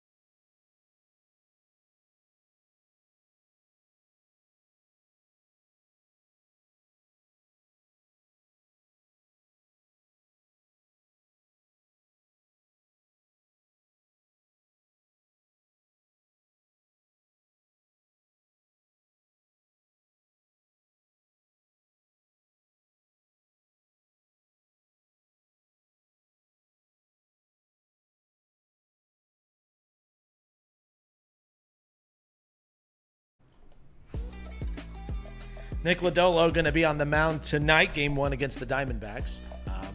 Reds coming off that off day yesterday. They wrapped up a series with the Brewers, not the Cubs. My apologies. I got something wrong. I get something wrong all the time. I'm going to say it again. It is what it is. I don't know why people get mad when I say that. I don't really care because it is what it is. It's just passive. Yeah. It's like it is what it is. Like, what are you going to do? Diamondbacks coming off of a wild game with the Braves, by the way. Diamondbacks 31-31, an 11-10 final over the Braves. They put up 7 runs in the top of the 9th inning to come back to win that one. Yeah, that'll be interesting. Glad they got that win. Really, really glad they got that win, because now this means we don't play a team below 500 for like a full month, and that'll take the sting out of it when you can have that stat in your back pocket when they go on a losing streak. If the Diamondbacks came in here 1 game below 500, that would have ruined a perfectly good stat. Brutal. But the Diamondbacks might have put 7 runs up, and they might have put more runs up in the top of the 9th inning against the Braves than what the Reds might put up in the total series against the D-backs. More or less. More. I'll say more. Okay, Reds scored more than 7 We're going to get to runs. our predictions here shortly, but big one tonight with Nick Lodolo on the mound either way. So we're talking about the Josh Naylor being linked to the Reds in one of the, it's I keep saying the draft, the trade deadline, not too far off in the distance. So as we sit here in early June, as we get further into June and into July, these trade rumors and reports are going to pick up pretty heavily. And as we discussed earlier, there are some moves you make at the deadline that are supposed to put you in position to make a run in the back half. There's other moves that you make at the deadline that, okay, we're not as good as we thought. We're blowing this up and you're just shaving off, high payroll guys. And then there's other moves that we rarely see, but they do happen. We saw it in 2019 with the Reds when they traded for Trevor Bauer. Trevor Bauer was, with the Cleveland Indians and Terry Francona at the time. The Reds traded for him, and it wasn't, if they got lucky and made a run down the back half of 2019, that's great. It was always about kickstarting a run into the next offseason, or that offseason, if you will, where they added Nick Castellanos and Mike Moustakas. I saw in the chat earlier, yes, Shogo Akiyama, Shogo Akiyama was supposed to be a big addition. I have his bobblehead still. Do you? Oh yeah, that was big. But the bottom line is, there's a lot of different directions you can go at the deadline, but there's one direction I hope the Reds don't go in, and that's the direction of even entertaining the idea of moving on from a guy like Chase Burns, their number one pitching prospect. We've talked a lot about Chase Burns this week. We started the week talking about the fact that Nick Krall had said that, they're in no hurry to promote Chase Burns throughout the Reds farm system. We're not even asking for him to be called up to the Major League roster, but we're just wondering why he's still just hanging out down in Chattanooga. Why isn't he in Louisville? My theory at the time was that, hey, he's kind of like that very, very talented backup quarterback on a team where you have a rough starting quarterback, and it's going to create a lot of noise and a lot of drama that you don't want. Shedeur Sanders is a prime example. Now, I don't want to compare Chase Burns to Shedeur Sanders, but it's that scenario where the second Chase Burns gets to Louisville, the clock will start ticking on the anxiousness of the fans saying, why isn't he here? Why isn't he here? And then, sure and behold, a spot opens up because Hunter Green goes on the 15-day IL, which who's kidding? I don't know when we're going to see Hunter Green again next as far as that goes. But the bottom line is, Chase Burns was involved in a trade rumor that was out there. The article I have right here from Cincinnati Reds on SI. Again, shout out to Greg Kuffner using this article here. But Jarren Duran's name has been brought up a lot recently in trade talks. Bleacher Report ranked their best 10 trade packages for him and the trade rumors. 28-year-old is slashing 273, 318, 424 with 27 extra base hits and 13 stolen bases on the season for Boston. That sounds like a pretty fun guy to be able to, get for the Reds. But what would you have to get up to get a talent like that? Well, as you see here, again, Bleacher Report, what the trade proposal would be. The Cincinnati Reds would get outfielder Jarren Duran. Boston Red Sox would get Graham Ashcraft. I'm willing to part ways with Graham Ashcraft if you can get a Jarren Duran. No question. I'm even willing to move on from Chase Petty if you can get a talent like Jarren Duran. But the wrinkle, and shame on them, by the way, for putting this in the middle. Chase Burns, that's the name right there. The Reds' number 2, number 1 prospect. We're not moving on from Chase Burns. I would not mind getting a talent like that. Don't get me wrong. I think Graham Ashcraft, Chase Petty, and some whatever you got to do to cash, whatever you got to do to sweeten the pot. Don't want to sound like Colin Cowherd and say draft capital. Right. Bottom line is, no Chase Burns. I don't think there's a return out there that would justify moving on from Chase Burns. Or am I wrong? Is there a package out there that would make sense to move on from Chase Burns? No, I think Chase Burns is completely untouchable. However, before I go on Chase Burns, I'll spin it back to you. You replaced Chase Burns' name with Rhett Lauder in that trade, Kinner. Are you taking that trade? Yes. Okay, interesting. Because at this time last year, Rhett Lauder was Chase Burns. He was our number 1 pitching prospect. We had just taken him in the top 10. Maybe. I think it's an interesting conversation. Right now, the strength of the Reds farm system is their pitching depth. And I don't want to go blow it all up just to blow it all up. But the question is okay, if we're just using this article right here, if we're just using this trade scenario of Jarren Duran, is Jarren Duran the type of talent that you risk moving on from a top pitching prospect, not Chase Burns, but Rhett Lauder? And by the way, we do this thing every year. Chase Burns right now is untouchable. The Reds can go get one of the best pitchers in baseball. That's the next exciting prospect. And now we're not as enamored by Chase Burns. That's how this works. But that's why I asked the question. Yeah. Or you do Rhett Lauder, no Chase Petty. Rhett Lauder, Graham Ashcraft. Boom. Here's what I would do if I was trading Reds pitching for an outfield bat like a Jarren Duran, which I would love to do. I think this is one of few moves that I would like to make in terms of a buy. This is a guy who has multiple years of team control, very, very young, fits the timeline of this core at a position of need in the outfield. Trade one of the guys that's here. Yeah. Trade Lodolo. I was about to say Trade Lodolo. Abbott. Trade one of these guys. Boston could win now with Lodolo. Boston would need that. Correct. Yeah. What I'm saying is we're not winning now, so who cares if the guy's in the MLB? Yeah. If Chase Burns is going to come up and be Hunter Green and be an ace on this rotation, I'm not moving him. Because when am I banking on the Reds being competitive? It sucks to say out loud, but it's 2026, 2027. That's when Chase Burns is here. Yeah. That's when Chase Burns is fresh. I would love for the Reds to move Nick Lodolo. I think he is the natural piece that gets moved here. Andrew Abbott has seized that number 2 spot in the rotation this year. I'm not the biggest Abbott guy. I never have been, but there's nothing else you can say at this point. Nick Lodolo is viewed as the second pitcher in the Reds rotation off name only. Andrew Abbott has been the better pitcher than Nick Lodolo when they've both been healthy, and Andrew Abbott's been healthy more often. So he's the number 2 pitcher in this rotation now, and I guess the question is, do you want 2 lefties in your top 3? And if you don't, Nick Lodolo is an easy one to move. I'm moving him before I move Lauder, before I move Burns, certainly putting Hunter Green in the untouchable category, and I guess if you'd rather move Abbott, I wouldn't kill you for it, but I'd probably lean Lodolo at this point. I would like to move one of those starting pitchers. Do you remember back in 2023 when the Reds, after that win streak in June, were sitting at the trade deadline, we were like, we need a starting pitcher. We got to go get one. And the sentiment everyone started to realize was they're not out there. Good starting pitchers aren't out there in the trade deadline for teams that want to win and compete in this playoffs this season. So the fact that we have Nick Martinez on a 1-year deal, pitching pretty well right now, and Nick Lodolo, who maybe you can talk yourself into not having a spot when everyone gets here and gets to their peak, seize that in a year where you're not going to compete. Seize that and maximize on having two of the best pitchers on the trade market at the trade deadline and get some awesome prospects. And when you're here in 2026 and 2027, hopefully they work out better than this group has. Yeah, the trade partner matters too. You know, if you're trading to a team that's built that's similar to the Reds, where you have to build through prospects, sending a Nick Lodolo to a team that's like the Reds wouldn't make a whole lot of sense. But Boston makes sense if you want to pull a trigger like that because they could afford him. They can go add talent if they wanted. Now they're sitting at 30 and 34. Right. But this Nick Lodolo move for Boston would be for next season. And this move for the Reds, you know, in going to get Duran would be for next season as well. But also two key pieces that, who knows, you get hot down the stretch. Both could be key contributors to the Red Sox and the Reds if they pull the trigger. Do you anticipate a move? Like we did this last year where we're getting kind of anxious and excited about the idea. But the Reds let you down at the deadline more times than not. For sure. But I keep going back to that 2019 year.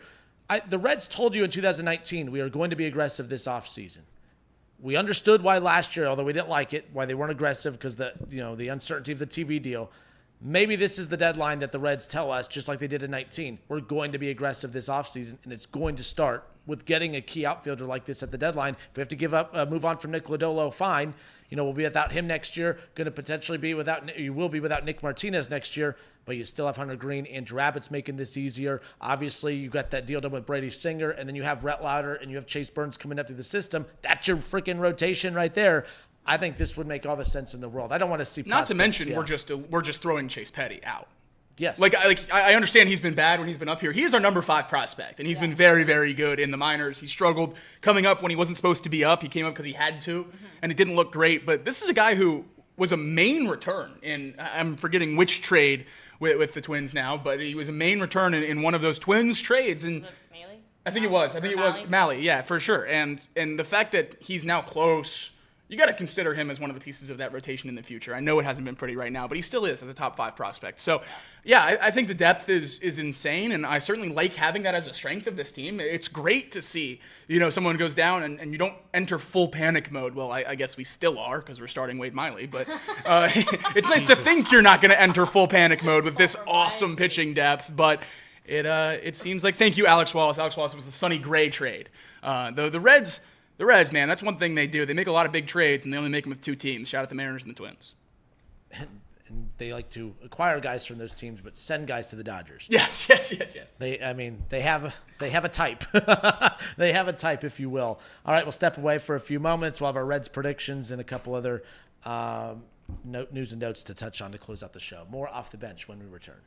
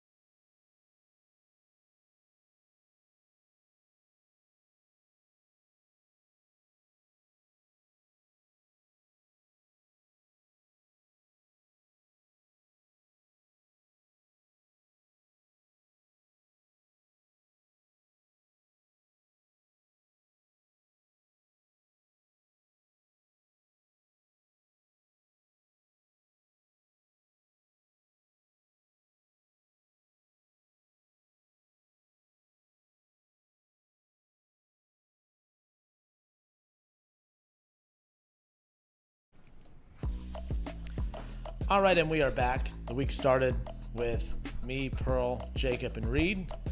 And then I think, what was the then we had Elliot back. That's right. Then it was us 4. And then yesterday it was me and Reed. You and Reed. And Pearl. And Pearl. And then today it's us 3. That's right. There's another day in there, though. Big C consistency. Yeah. Oh, yeah. I mean, that That's us. Summarizes this show Reds. at this point. No doubt about it. But We mirror our local sports teams. yes, exactly. You know, IL stints galore, nonetheless. But we welcome you back off the bench. Justin, Pearl, and Jacob with you here on a Friday as we head into the weekend. The Reds in action tonight. This game, by the way, on Apple TV. This is one of those Apple I still TV hate games. when they do that. See, I know I'm in a minority here. I hate when they do it too, just having to go there and the announcers are not our announcers and they don't know the team as well.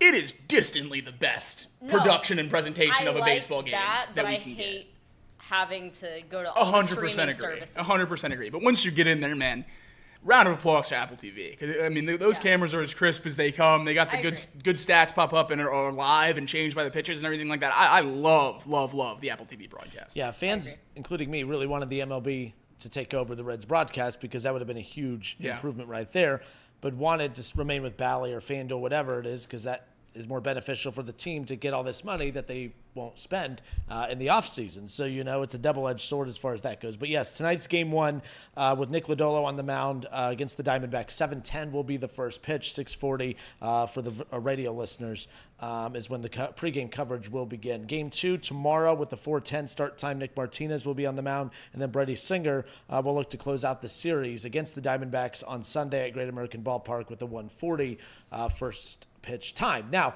after that, the Cincinnati Reds will be right back in action on Monday, taking on the Cleveland Guardians. Now, in the schedule right now, on the slot where it's names the pitcher, it's blank. Now, Terry Francona the other day basically kind of let it be known that that's Wade Miley. Wade Miley most likely is going to make that start. I think he has to make that start, right? Who else is going to make that start? Do you go opener in that game 1 against Cleveland, or do you go Wade Miley? I think you're going to go to your bullpen early anyway, so why the hell does it matter? You might as well just start with the damn opener. Is Wade Miley a bullpen or a starter? What do we count him as? Is he a major league pitcher at this point? No, he's not. We know the answer to that question. And the other fun little nugget that we found out yesterday is it doesn't sound like we're going to DFA him anytime soon. It seems like he's up here because that was a 1-year prorated $2.5 million contract. Good times. So he's just kind of going to be rocking in the free world with the rest of the Red Legs this year. That stinks. And I don't know where he's going to go. I guess when Hunter gets back, he just goes to the bullpen. And then what? I have to hold my breath once every game when he comes in and tries to get 3 outs?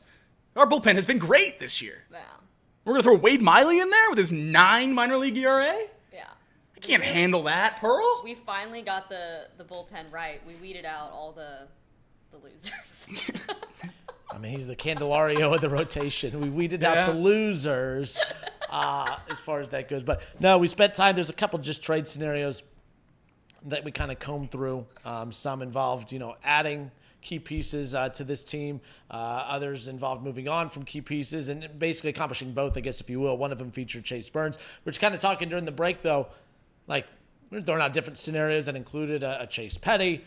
We said Chase Burns is untouchable off the, he's off that list or whatever. But how many names really are untouchable? Like when I see a trade scenario that does include a Chase Burns, I get instantly pissed, and I don't even pay attention to what the Reds' return would be. I just get instantly irritated because I think he's very, very close to being called up. Whether it's this year, will probably be, the number 2 pitcher in the rotation next year, or at least number 3 if Andrew Abbott's the number 2 and they do move on from Nick Lodolo. This is a good problem to have. The Reds have a lot of good pitching prospects, or a few elite pitching prospects, and they have a very good rotation right now. So good that they could even afford to move on from one of these starting arms at the deadline and it not completely deteriorate this rotation. Now, I say that with the idea that Hunter Green will be back and healthy relatively close to the deadline coming out of the All-Star break. So how many names are untouchable? How many names that if you see in a trade package, regardless of the return, are you saying, nope, can't move on from him? I feel like last year that list was pretty long. Based on our conversations during the break, I feel like that list has shrunk a lot. I know, guys like Nick Kirby and others are not big fans of moving on from prospects because that's the lifeblood of an organization like the Reds who do not spend money. But at some point, you got to stop saying, well, we can't move on from these prospects because the future. At some point, when is that future now? Okay, because we didn't move on from a lot of guys. Like we never moved on from a Tyler Stevenson. We never moved on from an Elly De La Cruz. We never moved on from a Matt McClain. We never moved on from a Spencer Steer, Christian Encarnacion Strand. We never moved on from a lot of these prospects because the future. Well, the future's here now, and what the hell are we doing with it? At some point, you have to be aggressive and make the future the now. It's not fun moving on from prospects, but winning's fun, and winning now would be a lot more enjoyable than constantly treading water with the prospects that you said were untouchable years and years ago, and now here we are doing absolutely nothing with it. Who would you label as untouchable, if you will, whether it's maybe on the roster now or even, of course, in the system? I think the only guy in the system that I would label as completely untouchable is Chase Burns. I think he's significantly removed himself from the rest of the prospects in the Reds organization. I think you could probably sell me on including Rhett Lauder maybe on that list based on what we saw last year in limited sample size. I know he's hurt right now, but that's a guy who had an under 2 ERA his rookie year in the major leagues. You don't see that very often. Position player-wise, I don't put him there, but two guys that are inching closer. Cam Collier got back healthy. We'll see what he's able to do. I think he probably would have been in that category if you asked me last year, but coming off that injury, can't put him there. And then Sal Stewart maybe as well with what he's been able to do in Double-A this year. But again, I was much more in that don't move the prospects camp in 2023. And now the fact that we're sitting here 2 years later and we haven't had a better chance when I was kind of promised that we would, I feel like we missed an opportunity in 2023. So I'm not going to be in that boat again. I think almost every prospect is movable if that's the direction the Reds want to go other than Chase Burns. On the Major League roster, I think it's two guys, and I still think that's a tough conversation when you define untouchable. Because I'd put Elly De La Cruz and Hunter Green as the only two guys on the Major League roster that are untouchable. But if someone picks up the phone and calls the Reds and say, for Elly De La Cruz, we'll give you 7 of our top 10 prospects and 2 major league guys. You're not saying no. But you sit up. That's when you have the phone in your hand and then you kind of put your elbow on the table. Correct. All right, I'm listening. All right. Right. Not signing anything. We're not sending Luka to the are, Lakers. We are let's years ahead of this question being a real problem at the trade deadline. It's going to be the trade deadline of 26, maybe 27, where this is a really, really big question for the Reds. It's not there yet. They'd be crazy to move off either Hunter Green or Elly De La Cruz unless they're blown away by a historic offer for either one of them. Hunter Green's a little bit easier for me to rationalize as putting in untouchable because of that contract. Mm-hmm. I know these next couple of years, it technically is a little bit of an overpay because of the arbitration number and the numbers that he is guaranteed on that contract, but the years after arbitration are unbelievable. Unbelievable. For a team like the Reds to get a pitcher like that at that price, I'm not moving off of them. So I would say Hunter Green and Elly De La Cruz are untouchable. But I think the Nationals probably would have said Juan Soto was untouchable before they got C.J. Abrams, James Wood, Mackenzie Gore, and Rob Hassel for him. So yep, we'll we just see. need that. Just do that. See, Reds, do that. And I think it makes it interesting, too, with Chase Burns coming up. Yes. That, I think Hunter Green, Chase Burns could be what we thought Hunter Green, Nick Lodolo was going to be. Mm-hmm. And I think that's pretty interesting, too. But is there a name, Pearl, that you would deem untouchable, whether it's in the system or in the roster now? No, I mean, all the names Jacob said, I agree with, I was going to say, but I just think I would like to think they're untouchable, but not completely positive, just because if you're such a small market team, I feel like to have anybody really untouchable is... It's almost bad. It's almost a bad way to run your team. That's not how you should operate, Yeah. Stubborn, Yeah. So, I mean, if anybody came at them with bags of money and a bunch of prospects... Our favorite player is cash considerations.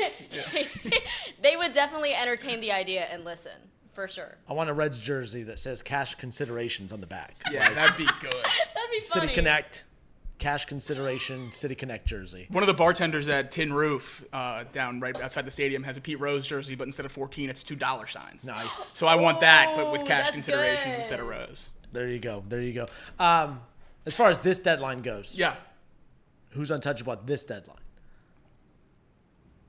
See, Is it still the same mindset, though? I would almost put a Matt McClain in there as untouchable with how bad he's been this year, because what are you getting?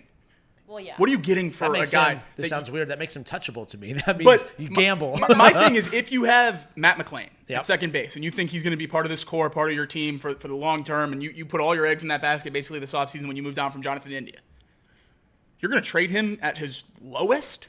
Yeah. At this point, it's more beneficial for the Reds to see if it works here. Wait it out and see if a spark catches or. Yeah, something. I would almost say that he, funny enough, he's playing himself out of being in, because he would be in that Elly category where you got to get blown away to trade him anyway, and now there's no chance that happens, so you reel that back a little bit. I don't know what the expectation would be for Matt McClain, but I would be shocked if anyone gives the Reds an offer they would even listen to with how he's playing right now. Yeah, especially, I mean, Matt McClain was in that Elly category coming into this season. What about Tyler Stevenson? That's such a wild one. And this has nothing to do, by the way, love Austin Wynns. I obviously love who they went and got in the offseason. We've talked about how much those two catchers have carried the catcher position throughout. And I don't know, man. Like, to be honest, I need to go look to see what's coming up through the system. I'd have to look at that. One of our top prospects is a catcher, but he's younger, Alfredo Duno. Not close. So, I shouldn't say close, but not close to being a considerable replacement, Correct. if you will. I also have a tough time believing they extended Jose Trevino for 3 years with the plan of him being the everyday catcher with no Tyler Stevenson. I have a hard time wrapping my head around that. Maybe they did. Maybe they saw the first couple months of this year and thought, well, maybe we should if we didn't have that plan Should anyway. we have looked more into that move? We Trevino? The reason I say that is at the time that it happened, it was just off the news that Tyler Stevenson would not be on the roster, would not be on the opening day roster. So we just ignored that. We looked at his offensive numbers throughout his career, and we just threw him off to the side. But again, I also don't want to fall in love for 2 months, ignore whole career numbers and fall in love with the 2 months of numbers that we've seen with the Reds and put all your eggs in that basket.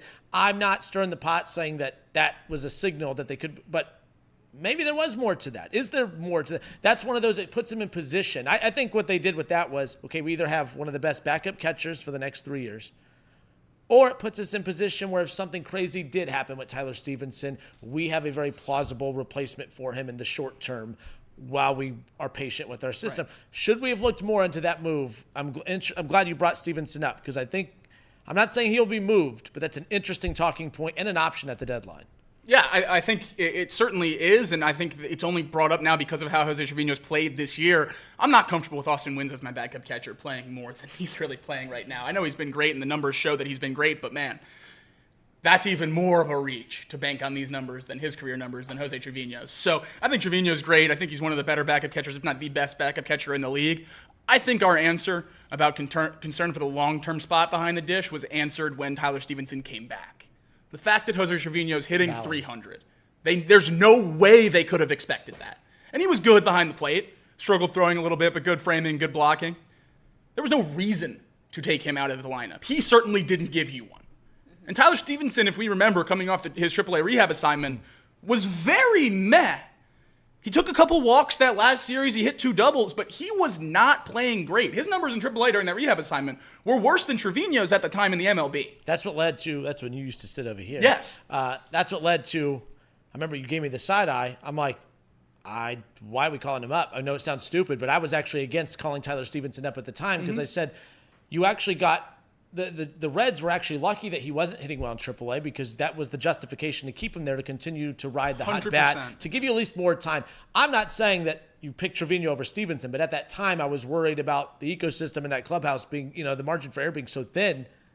I didn't want to mess or rattle the rhythm of anything, and that's kind of what has happened a little bit. Now, to Trevino's credit, when he's in the lineup, he's still getting hits. And Stevenson's played well. Stevenson has played better in the MLB than, at least specifically over the last week or so, than he did in that rehab assignment. Seems to be finding it a little bit. But I do think that, whether I was right at the time saying that we got to call Tyler Stevenson up to make sure he knows that he's the franchise catcher and everything along those lines, I don't know if I was right when I said it, but they certainly took that stance with Tyler Stevenson because through the first couple weeks of him being up, he was bad.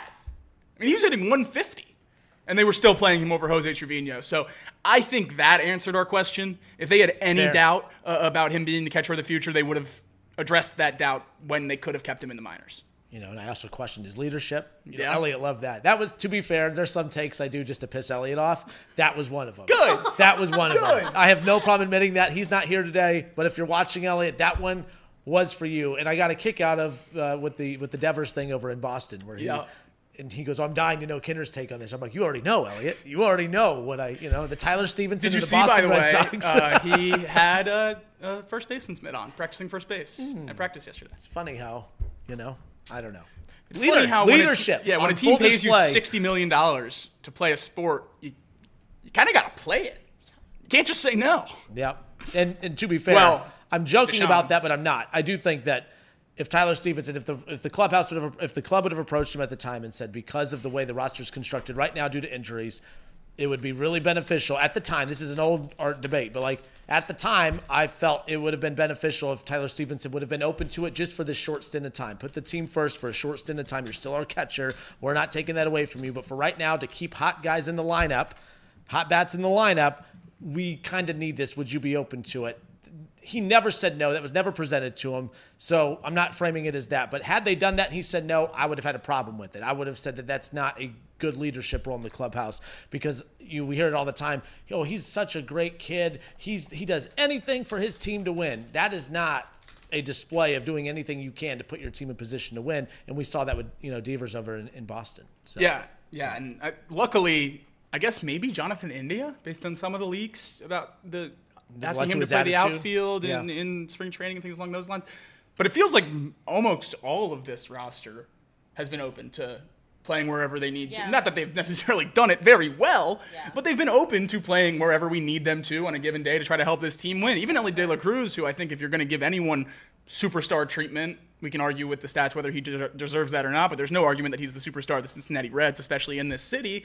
He played third base when he came up, and McLean was playing shortstop. He had no problem with that, and I think if you asked him again to go play third base, I think he would. He might not love it, but I think he would.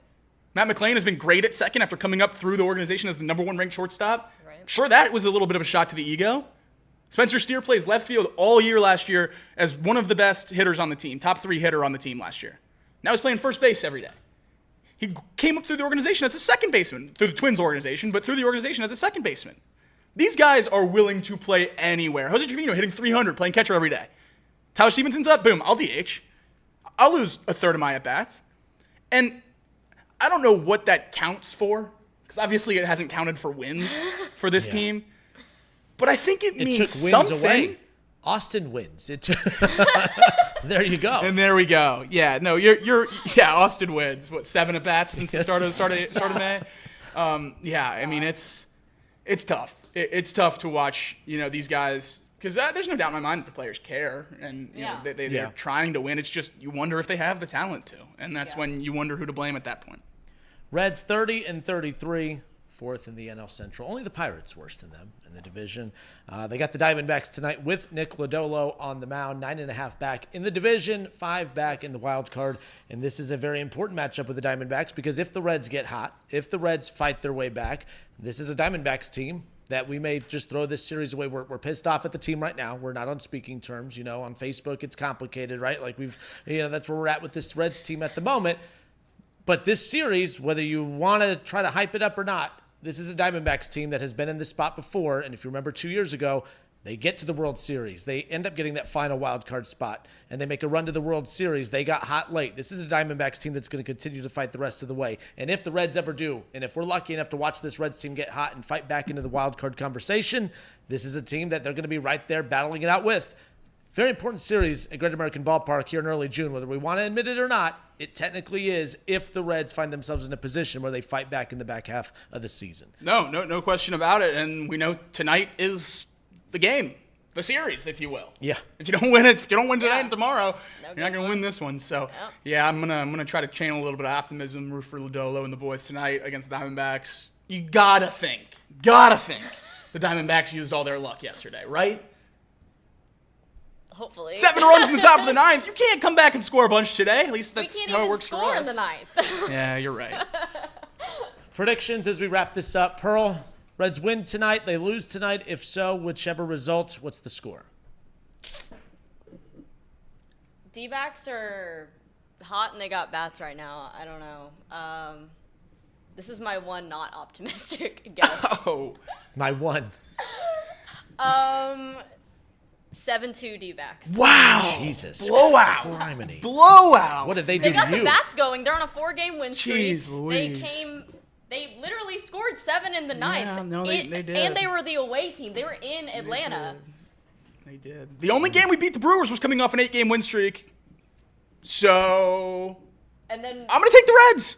They win tonight, they lose the series. 4-2 Reds. 4-2 Reds. Okay. 4-2 Reds. 4-2 Reds. I'm gonna go 7-5 Reds. Wow. 7-5. It's game 1. And Nick Lodolo But they're up, pitches 7-3 at the end of the 6th? Yeah. So Nick Lodolo pitches well to start. Then he gets a little shaky in that 3rd inning. Then he rallies back and then gets in that 5th, 6th inning, gets to that pitch count, and then he gets pulled. He's watching his outings. His numbers are fine. Yeah. He's fine. But he makes me nervous. I don't know why. Watching him makes me nervous. He's fine. Bad news, Kenner. Why? They're starting a lefty. Oh. You picked the Reds to score 7 runs against the left-handed pitcher. I meant for the series. So for game 1, Backtrack. I'm sticking to it. 7-5 Reds. All right. Yep, 7-5 Reds. So there you go. Stays firm. Yep. All right, guys. Well, again, we started with the Indiana Pacer talk, and as you see, Pearl, she got her Pacer shirt out. Jacob. Oh, yeah. Not me, though, but it's okay. But good stuff today. We talked Bengals, we talked Reds, we talked trade deadline, we talked about, obviously, Aaron Rodgers to the Steelers, what that means for the AFC. If you're just catching the back half of this show, head to Chatterbox Sports and watch the show for its entirety. Give the show a thumbs up and a like on the way out. We appreciate you. But final thoughts as we wrap up the show. Jacob. I got nothing. All right, fair enough. nothing. Pearl, final thoughts It's a as good we wrap time. up the show. Go Reds. I hope they prove me wrong. There we go. We need it. We need a little optimism here. Off the bench, Chatterbox Sports on YouTube, 1410 ESPN Radio. Thanks, everybody.